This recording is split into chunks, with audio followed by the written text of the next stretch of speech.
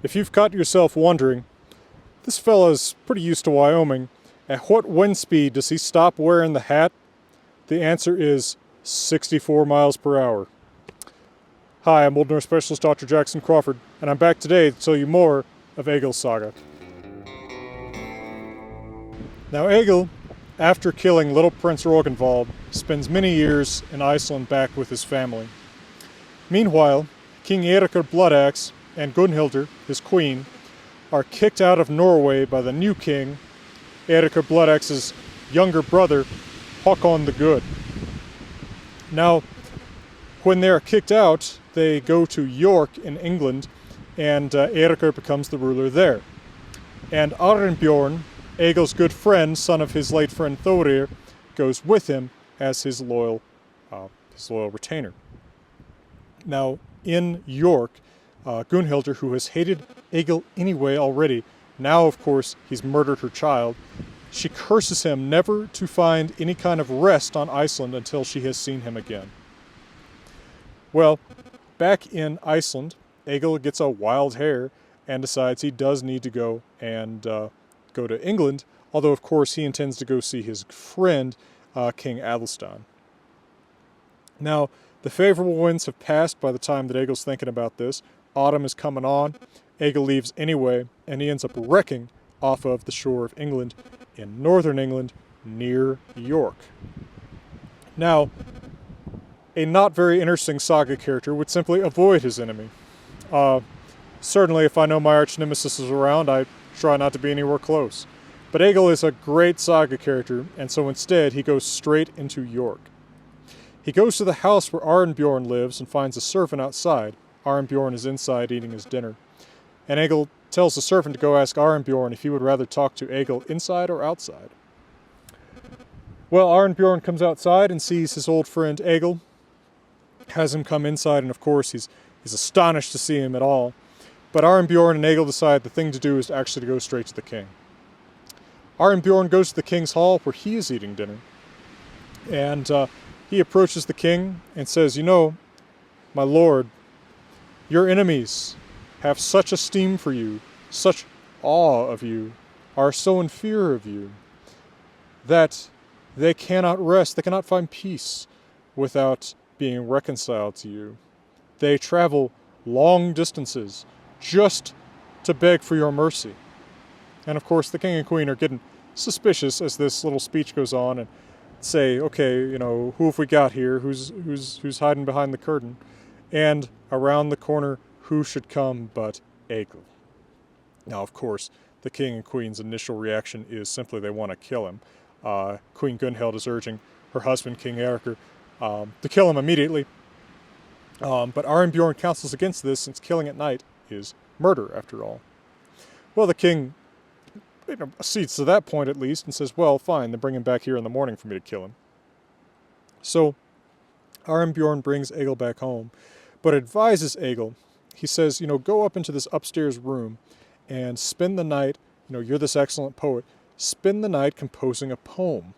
If you can compose the greatest praise poem there has ever been in the Norse language in skaldic format for King Eiríkur Bloodaxe, he would be hard-pressed to kill you, considering what an enhancement to that reputation, to his reputation, that poem would be. So Egill stays up all night, poeting. Arnbjorn goes out drinking with some of his buddies. He comes back around midnight, asks Egill how it's going. And Egill says, well, it'd be going a lot better if there weren't this little sparrow sitting on the window making noise, making it hard for me to concentrate. The saga tells us this is in fact Queen Gunnhildr, who is a witch disguised as a bird. But Arnbjorn goes, shoos the bird away, and sits out on the roof to scare away any further shape-changing mischief. The next morning, Arnbjorn and Egill go to Eiríkur Bloodaxe's hall, and Arnbjorn points out to Egill's credit he did not try to flee during the night. And he goes on to say that he has demonstrated his commitment to King Eiríkur Bloodaxe time and time again. Well, of course, Gunnhildr shuts him up and says, of course, and you've been well repaid for that, Arnbjorn, but that doesn't mean we're going to sit here and listen to, the case that you're going to make for someone who murdered our child. But Arnbjorn says that the noble thing to do would be to let Egill get away give him at least a little time, a little lead time to get away, because he did, after all, put himself completely at the king's mercy. Gunhild won't hear any of this. Finally, urging Eric to watch his reputation, not to, because of course, from her perspective, and probably from Eric's perspective too, the real damage to their reputation is if someone kills their kid and they don't do anything about it, right? Well, but Arnbjorn says, well, killing some farmer's son from Iceland won't increase that reputation. But the everlasting fame of this great poem Egill has composed for Eirikr might increase his reputation. So Egill steps up and speaks this poem. This is a 20-stanza poem. It's a dropa, the most prestigious kind of drotkvæð, skaldic poem. It has a refrain. That's part of what makes it a dropa. It has repeated lines. This poem is called Höfuðlásin, head ransom, because that's exactly what it is. Egill is trying to ransom his head by speaking this poem. I haven't translated the whole thing, but I'll give you a taste for it.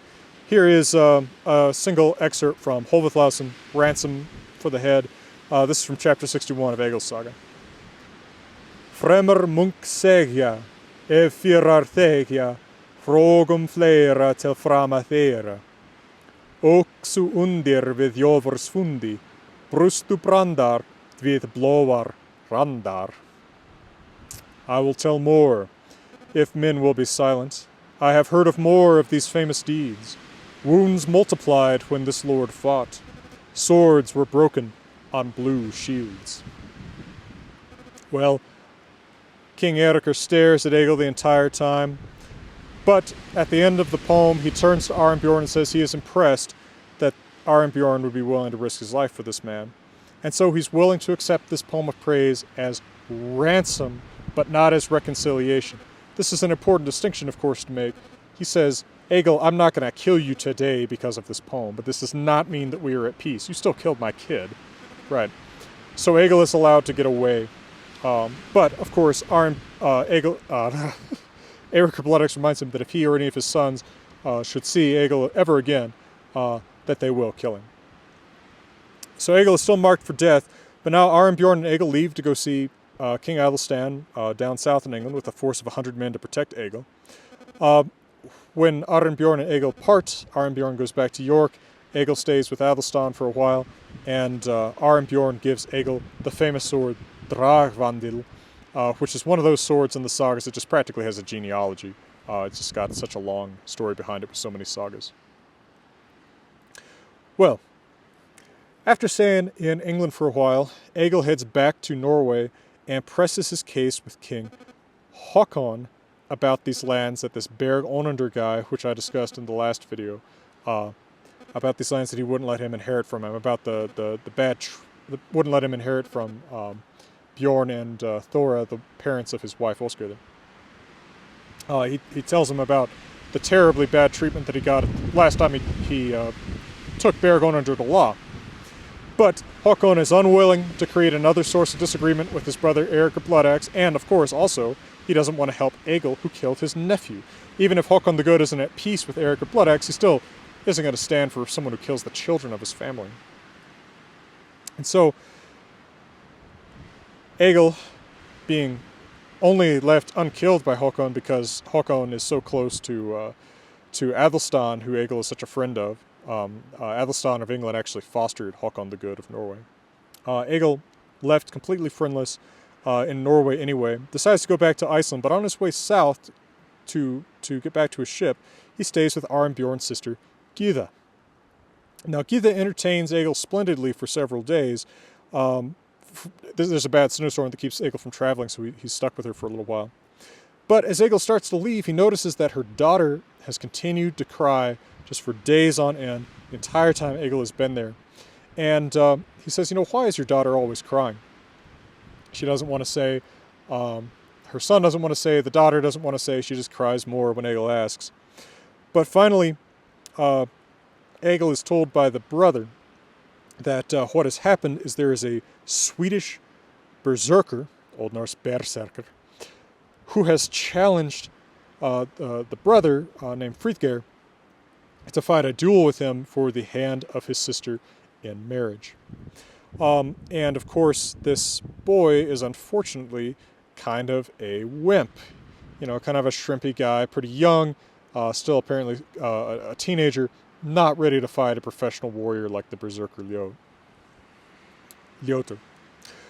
Well, Egill decides, he's such a good friend with Arnbjorn, he's going to stay and see what he can do about this. So he stays an extra day till the day of the appointed day of the duel, and he goes with Frithgeir out to the island where he's supposed to fight this berserker Ljótur. Ljótur is a huge man howling in the sky, biting his shield in the classic style of berserkers. We don't really know the exact historicity of the berserker figure. I've talked about that in another video. A lot of people claim that they took some kind of psychogenic mushroom in order to go into the trance that is the berserker's signature item, signature class feature, right? But we just don't know that. There are psychogenic mushrooms in Scandinavia, but there's no proof that they were consumed in the Viking Age for this sort of purpose. Anyway, Egill sees what the slender Frithgeir is up against, and he speaks a poem. This is from chapter 65 of Egill's Saga. Essa Frithgeiri færi forum holms og vitt sorvar, skulum banna mjokk manni möi urlugi at höja, við hans spýtar og blótar, bond elhottuð gondlar, alfegum skýtar ægir augum skjoldat baugi. It's not for Frithgeir to make battle. I'll ban the girl from the man. Let us two fighters go on the island and duel. Against that one who bites his shield, who sacrifices. His doomed eyes gaze at me. Well, the berserker challenges Egill to step up and fight him instead. The berserker has been sort of goaded here because, of course, it'll be a better credit to his reputation as a dranger if he fights a tough guy like Egill, not this shrimp like Frithgeir. And Egill accepts. They fight a brisk and constant battle, with Egill driving forward so hard that every time Ljótur tries to make room to take a swing, Egill just closes the space and prevents him from delivering it, while he keeps giving him constant blows. Finally, Ljótur asks for a rest period, which Egill grants, but he taunts him the whole time. And at the end of the rest period, Egill rushes Ljótur, hits him so hard in the head that Ljótur drops his shield, and then Egill chops off Ljótur's leg and kills him. And with that, Ljótur, this Swedish berserker who had become wealthy by challenging men to duels for their stuff, and who had married many a man's daughter against his will and hers, this man, of course, is not going to be mourned, and his property is going to go to Egill as the winner of a duel against him. So it's a little silver lining for Egill's first of two acts of altruism that we will see in this saga. All right, well, for now, from beautiful Colorado, I'm going to wish you all the best, and if you have enjoyed this video, I hope you'll check out one of the other more than 270 videos on my channel about Norse language, myth, and sagas, featuring beautiful scenery from my Rocky Mountain homeland of Colorado and Wyoming. And hope you'll also check out my translations. I've translated the Poetic Edda, the main source of the myths of the Norse gods and heroes. I've translated the Saga of the Volsungs with the Saga of Ragnar Lothbrok, and both of those are, or soon will be, available as audiobooks narrated by me as well. My videos are supported by my generous Patreon supporters, some of whom were thanked at the end of this video.